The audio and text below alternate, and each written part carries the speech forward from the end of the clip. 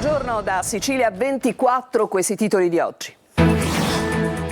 Messina, mazzette dalle case farmaceutiche, arrestato l'ex primario del Policlinico ed ex parlamentare Francesco Stagno dal Contres, ai domiciliari per concussione, corruzione e truffa. 31 gli indagati fra medici e rappresentanti di aziende farmaceutiche. Appalti truccati in sanità, spunta un nuovo filone d'inchiesta su Cuffaro, già ai domiciliari. Altri accertamenti riguarderebbero i rapporti fra i politici coinvolti, una comunità terapeutica psichiatrica e il CEFPAS per la formazione degli operatori sanitari di Caltanissetta.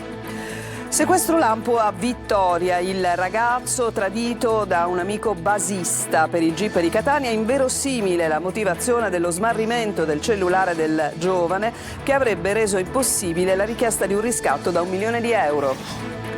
Ieri, nel giorno dedicato a Santa Barbara, protettrice dei Vigili del Fuoco, dal Comando Provinciale di Catania il report sui dati di interventi 2025, aumentati del 12% rispetto al 2024 con una prevalenza dei roghi boschivi. Rob vince X Factor 2025, la giovane cantautrice di Trecastagni nel catanese conquista il pubblico al televoto. Terza Delia, l'artista di Paternò, manifesto musicale della sua terra. Calcio, il Catania stasera in campo al Massimino contro il Crotone toscano. Puntiamo a mantenere il primato fino alla sosta di campionato. L'appuntamento su Telecolor con diretta stadio dalle ore 20.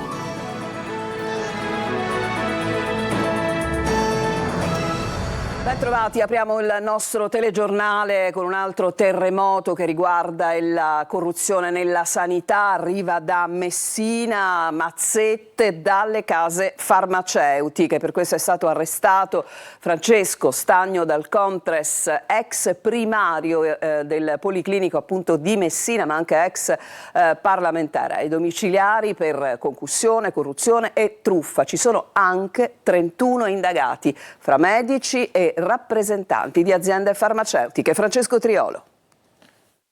Concussione, corruzione, induzione indebita a dare o promettere utilità, truffa sono le accuse che la Procura di Messina ha formulato nei confronti del noto chirurgo plastico ed ex parlamentare messinese Francesco Stagno dal Contres, 70 anni, finita ai domiciliari questa mattina su disposizione del GIP Salvatore Pugliese. Secondo la Procura, dal Contres, ex primario di chirurgia plastica al Policlinico di Messina, avrebbe preteso mazzette di diverse migliaia di euro da alcune case farmaceutiche ed imprese di prodotti medicali per l'organizzazione di un congresso in cambio del suo sì alle forniture di materiale che serviva al suo reparto al Policlinico, soprattutto prodotti medicali e protesi mammarie, e inoltre avrebbe effettuato decine di interventi esterni al Policlinico e studi privati della città e della provincia non dichiarandoli.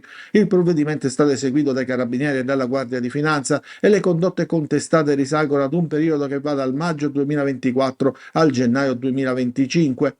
Sotto la lente di ingrandimento dei magistrati, contributi economici delle aziende farmaceutiche sotto forma di sponsorizzazioni, iscrizioni, cene sociali in occasione dell'organizzazione del congresso promosso dall'associazione della quale era responsabile scientifico. Contributi ottenuti, si è potuto stimare, in oltre 700.000 euro, nella maggior parte dei casi tramite semplici richieste o sporadicamente mediante minacce esplicite ai fornitori del Policlinico, prospettando come corrispettivo facilitazioni nel rinnovo dell'appalto per la fornitura dei prodotti medicali. L'inchiesta, coordinata dalla procuratrice aggiunta Rosa Raffa con le sostitute Giorgia Spiri e Anna Maria Arena, vede allo Stato complessivamente 31 indagati tra medici, titolari delle imprese produttrici di farmaci e prodotti medicali, infermieri e operatori sanitari. Il provvedimento del GIP prevede anche il divieto di esercitare la professione sanitaria per 1 anno nei confronti di una dirigente medica del reparto di chirurgia plastica del Policlinico e per una ostetrica esterna. Disposto il sequestro a Dal Contres di circa 60.000 euro.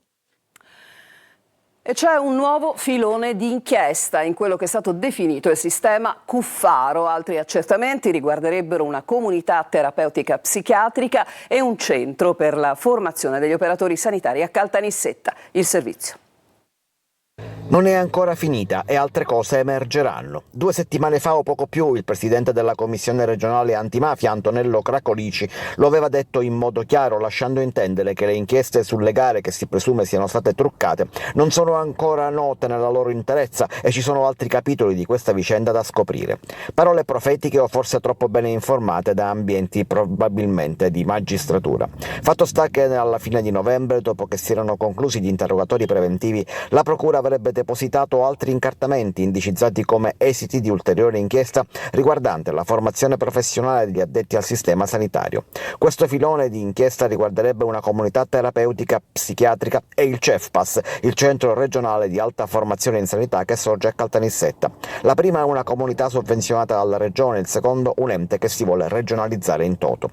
Dell'esistenza di questo filone si apprende dall'ordinanza del GIP che, nel rigettare la richiesta di sequestro preventivo di beni che la procura aveva avanzato nei confronti di Totò Cuffaro, cita questo supplemento di indagine solo per dire che non rileva su questa inchiesta, anche se portato a supporto, perché la difesa non è ancora a conoscenza di questi atti e non ha potuto spiegare come prevede la legge. Di fatto però c'è un altro filone di indagine e, con un modo di procedere ormai consolidato, l'accusa tenta di usare ogni atto sottraendolo al contraddittorio in questa fase, procedendo insomma come la legge permetteva fino a prima dell'ultima riforma.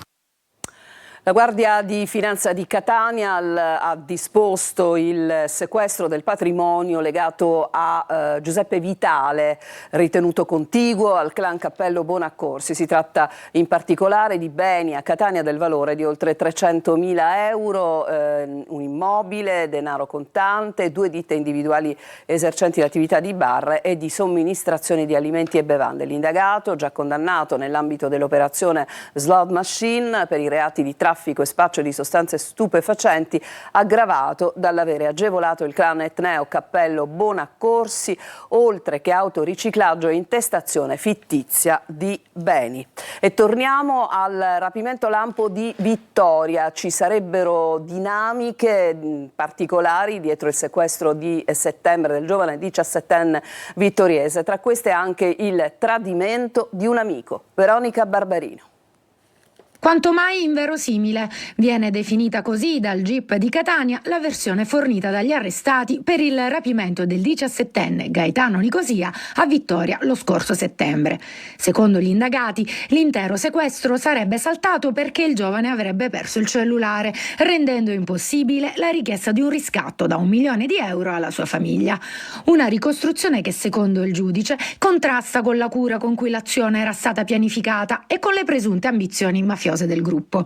In carcere, ricordiamo, sono finiti Gianfranco Stracquadaini, il 50enne alla guida del gruppo criminale, Stefano La Rocca, 23 anni, e Giuseppe Cannizzo, di 41.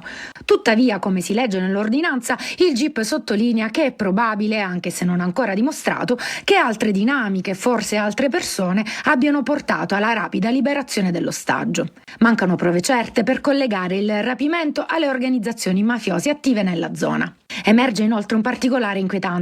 Uno degli amici, che era con la vittima al momento del sequestro, avrebbe fatto da basista, comunicando ai rapitori la posizione esatta del 17enne e permettendo al comando di intervenire. Le indagini proseguiranno per svelare chi ha realmente orchestrato il sequestro e perché. A Catania non accetta la fine della relazione, perseguita la ex. Arrestato un pluripregiudicato di 39 anni, Emanuela Corsi. Dopo la fine della loro relazione era diventato morboso, si presentava a casa dell'ex senza preavviso, minacciandola di morte se avesse fatto entrare in casa la persona che stava frequentando. Un copione che si ripete in questa ennesima storia di stalking che arriva dal quartiere catanese di San Cristoforo. A finire in manette un pluripregiudicato di 39 anni che nei giorni scorsi ha terrorizzato più volte durante la stessa serata l'ex compagna. La donna in piena notte si è rivolta alla polizia perché l'uomo pretendeva insistentemente di entrare in casa, dove peraltro stava dormendo il figlioletto della coppia di soli 5 anni. Durante la stessa serata il 39enne avrebbe tentato di farsi aprire in preda all'ennesimo episodio di gelosia morbosa. La donna avrebbe rifiutato categoricamente di incontrarlo, dicendogli che se avesse continuato avrebbe chiesto aiuto alle forze dell'ordine. A quel punto l'ex si sarebbe allontanato per poi ritornare dopo alcuni minuti con il suo atteggiamento molesto. A scatenare la reazione aggressiva poi, quando avrebbe visto entrare nell'appartamento un uomo ritenuto il nuovo compagno compagno della sua ex, per cui avrebbe cominciato ad urlare e ad inveire contro la donna, minacciandola da dietro la porta. L'uomo è stato arrestato e per lui sono stati disposti gli arresti domiciliari. Sempre a Catania la scuola Pestalozzi si rialza, doppi turni per garantire le lezioni agli alunni del plesso distrutto dall'incendio, mentre prosegue la gara di solidarietà per ripristinare la biblioteca. Tonino De Mana. Ad una settimana dall'incendio che a Catania ha devastato la biblioteca rendendo inagibile chissà per quanto un piano dell'Istituto Comprensivo Pestalozzi di Viale Seneca, prosegue la gara di solidarietà che sta coinvolgendo tutti, dalle istituzioni alla gente comune. Non si ferma un attimo la dirigente scolastica Elena Di Blasi, che passa da un plesso all'altro per garantire lezioni e soprattutto serenità. Sono iniziati i doppi turni, quindi i bambini, i ragazzi di Viale Seneca, del plesso centrale, il pomeriggio frequenteranno il plesso di Viale Nitta. Ci tengo a precisare che questo è stato possibile non solo grazie a tutta la riorganizzazione interna, e quindi un ringraziamento a tutto il personale docente ATA della scuola e alle famiglie che hanno ben compreso, ma anche al Comune che ci ha dotato di illuminazione esterna, perché i bambini usciranno alle 7 di sera, e soprattutto con l'accensione dei termosifoni in orario pomeridiano. Mentre gli studenti sono stati ricollocati, si lavora per il futuro. L'obiettivo è riaprire la biblioteca. La città si è mossa, avete avuto attestati di solidarietà ovunque. Esatto, libri e non solo, da parte di privati cittadini, di altre scuole, di associazioni del territorio, ma anche un aiuto fattivo nella realizzazione di una raccolta fondi istituzionalizzata. Autori sono i nostri amici di Teach for Italy. Il 2 febbraio c'è un evento e questo evento finanzierà anche cosa? Tutto il ricavato del concerto che si terrà il giorno 2 febbraio, autori carabinieri che terranno questo concerto al Teatro Massimo Bellini, verrà tutto devoluto per la ricostruzione della scuola. Intanto proseguono le indagini per risalire agli autori del raid incendiario. La telecamera che vedete potrebbe fornire elementi utili agli investigatori. Resta da capire cosa e perché abbia spinto i piromani ad incendiare la biblioteca, peraltro intitolata alla piccola Alessia, morta di leucemia nel 2023. E di incendi e non solo, continuiamo a parlare o comunque di tutti gli eventi cui hanno fatto fronte i vigili del fuoco. Ieri la giornata di Santa Barbara, la patrona appunto dei vigili del fuoco, che hanno approfittato ieri dal comando provinciale di Catania con il comandante Iraca per raccontare i numeri di un anno di interventi nel 2025. Sentiamo. Dall'emergenza alluvione a Catania del gennaio scorso all'esplosione di San Giovanni Galermo, agli incendi estivi e ai roghi della ditta di smaltimento dei rifiuti della zona industriale e di quella di Belpasso, fino ad arrivare per ultimo alle disastrose immagini delle fiamme alte alle ciminiere. 17.749 interventi, quasi 2.000 in più, il 12% rispetto al 2024. Sono i numeri snocciolati dal Comando Provinciale dei Vigili del Fuoco di Catania durante la conferenza stampa di Santa Barbara. Negli interventi per distaccamento Svetta Catania tra centrale nord e sud, seguita da Acireale e Paternò. Il dato negativo migliore è di Vizzini, con meno 21% di interventi, seguita dal Riposto e dall'aeroporto. Le percentuali più alte di intervento sono invece dei distaccamenti di Maletto, Adrano, Paternò, Linguagrossa, Paragonia. La tipologia di intervento più rilevante è stata quella degli incendi e esplosioni, poi gli incendi boschivi, circa 2.000 con un più 23% rispetto al 2024, e quelli dei rifiuti, oltre 1.000. 1.300 sono stati i dissesti statici, 1.200 i soccorsi alle persone, con 440 incidenti stradali. E adesso c'è una pausa, ci fermiamo e subito dopo vi racconteremo di come è andata ieri la finale di X Factor.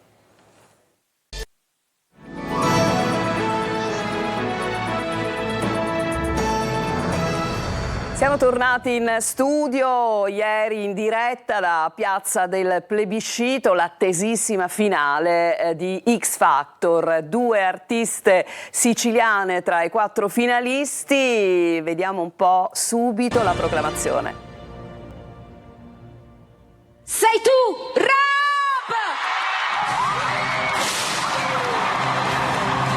E Catania trionfa, come vedete, alla finale di X Factor con Rob. Si chiama Roberta Scandurra, la studentessa di 20 anni di Trecastagni, appunto nel catanese. Rob si dichiara un artista che ama sperimentare attraverso brani autobiografici.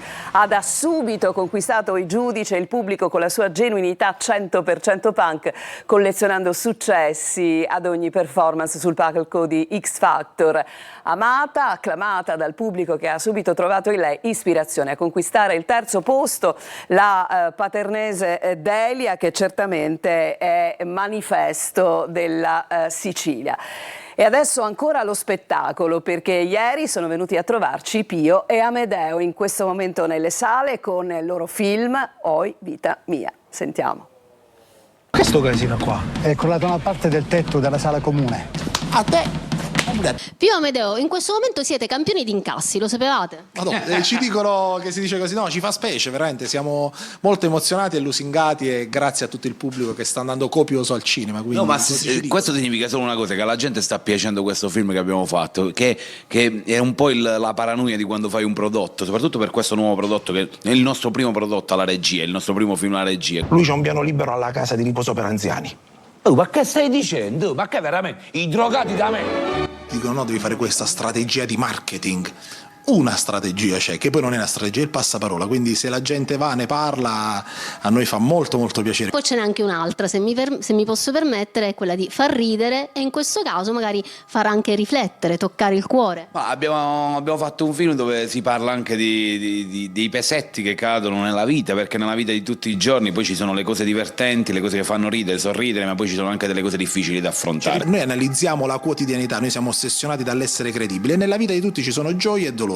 Quindi noi passiamo continuamente in questo film da risate, sì, grazie, e scorrettezze, sì, il nostro mondo e tutto, ma a grandissimo c'è un lato umano affrontato anche dalla presenza di Lino Banfi, che ha un ruolo di un malato di Alzheimer, quindi affrontiamo anche il tema dell'Alzheimer. Lui riprende tutto quello che gli succede, così non si dimentica. Numero 3! Che numero c'ho io? Il 4. 4! Il 3, ricordati il 3. Ma se non ti ricordi... Se non ti ricordi non me lo dire. È una delle protagoniste, Esther Pantano, e ci sono delle scene molto esilaranti con Esther che si è prestata anche ad un ruolo inedito anche per lei, perché mettersi ad interagire con dei comici non è mai facile, bisogna avere dei tempi comici, bisogna essere bravi. Infatti quando Esther è molto brava, non brava, molto brava. No, proprio per stare con noi a un certo punto, siccome non devi stare bene per stare a parte questo, cambiamo le cose, guarda che noi le cambiamo tanto. Chi ci serve una paziente, chi sono pazienti, i siciliani, va bene a prescindere, quindi siamo partiti dalla pazienza e poi dalla bravura, che è incredibile. Ci fermiamo, c'è un'altra pausa, poi il calcio.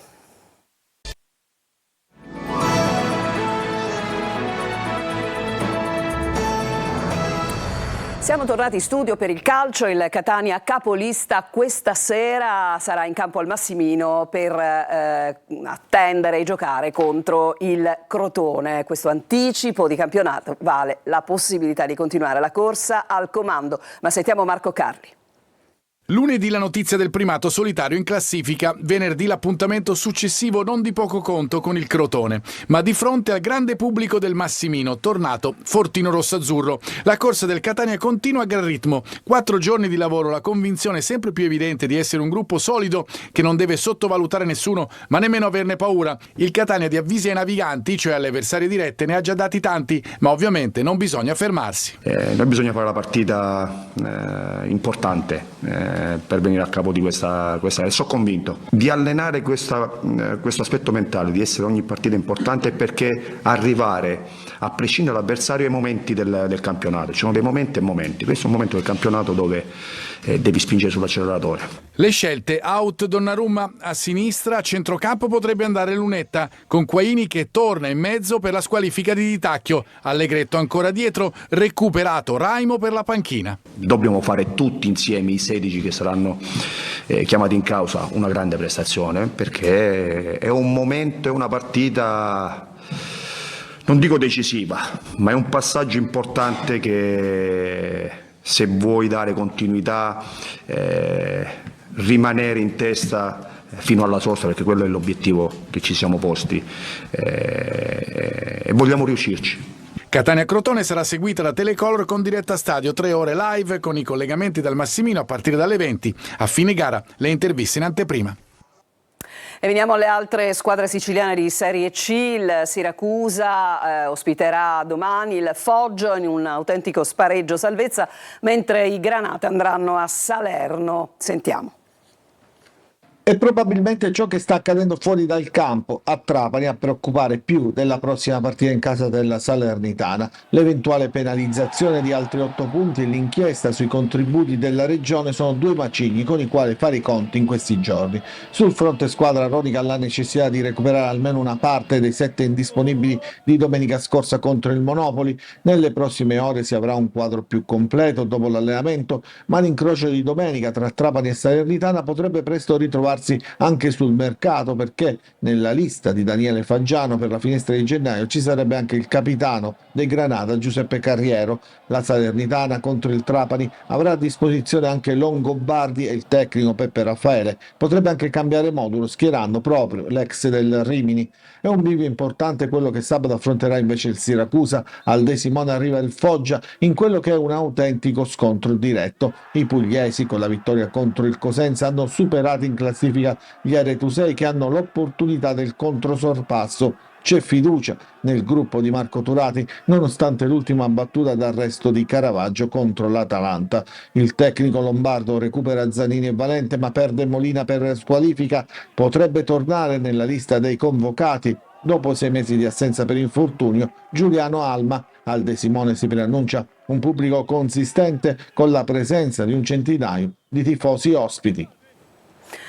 Con questo servizio si chiude questa edizione di Sicilia 24. Grazie a tutti per averci seguito. Il prossimo appuntamento con il nostro telegiornale alle ore 14. Adesso vi lascio alla rassegna stampa curata oggi da Emanuela Corsi. Buona giornata.